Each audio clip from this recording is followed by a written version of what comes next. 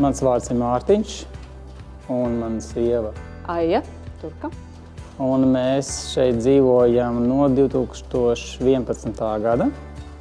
Pārvācāmies no Rīgas. Mēs redzējām, ka šeit netiek pārāk intensīvi saimniekots, un tad sākām ar lielopiem strādāt. 6 gadus mēs strādājām ar lielopiem, tad pārgājām uz bioloģisko graudkopību, iesējām kaņepes, bijām lielākie kaņepes ējēji varbūt pat Latvijā. Tā to arī nodarbojamies kādus 6 gadus, un tad sākām ražot sīkmājas, moduļu mājas. Un brīvajā laikā mēs dzīvojam laukos. Mums ir liela siltumnīca, dārs, puķu dobes. Tas man ļoti patīk. Tā ir vasara brīnišķīga šeit. Mēs pat īstenībā reti kaut kur braucam vasarā prom. Tas ir tik skaisti būt šeit. Mēs ejam uz mežu, sēņot un pastaigās pārgājienos ar draugiem, radiem. Pagājušās vasaras prieks bija pludmales volejbols. Atradām kompāniju, ar ko mēs varam spēlēt kopā.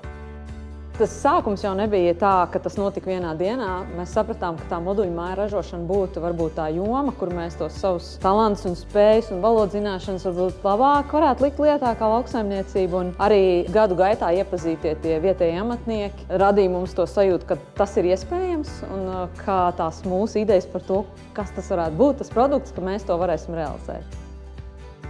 Tāds arī bija mūsu mērķis dzīvojamās mājas būvēt, nevis atpūtas namus. Un tas arī ir tas interesantais un patīkamais, ka tu realizē citu cilvēku sapņus. Kā mans tēvs, gudrs cilvēks, viņš pateica tādas vārdas, ka mēs teicām, ko mēs te sāksim mājiņas būvēt. Viņš tāds teica, saražot jau katrs var, bet kurš varēs pārdot? Tas, protams, tas lielākais izaicinājums droši vien ne tikai mums, bet daudziem ražotājiem, bet šobrīd mēs varam teikt, ka mēs eksportējam Latvijas amatnieku darbu, mēs eksportējam Latvijā ražoto vēru saplāksni un vidrīžu parketu un skaistus interjerus, kas ir radīti šeit un ko novērtē Rietumē Eiropas patērētājs un redz un saprot koku. Latvijā ir 2.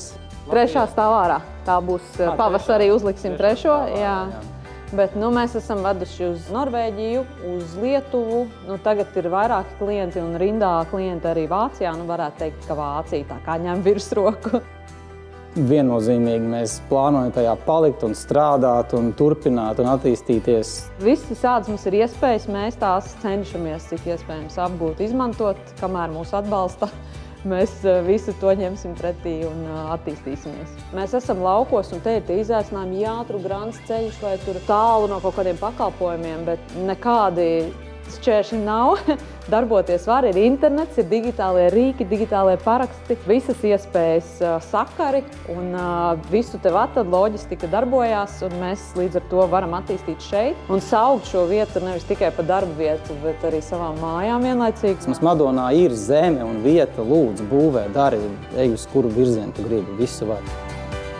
Madonas novads – vieta tavai uzņēmējdarbībai.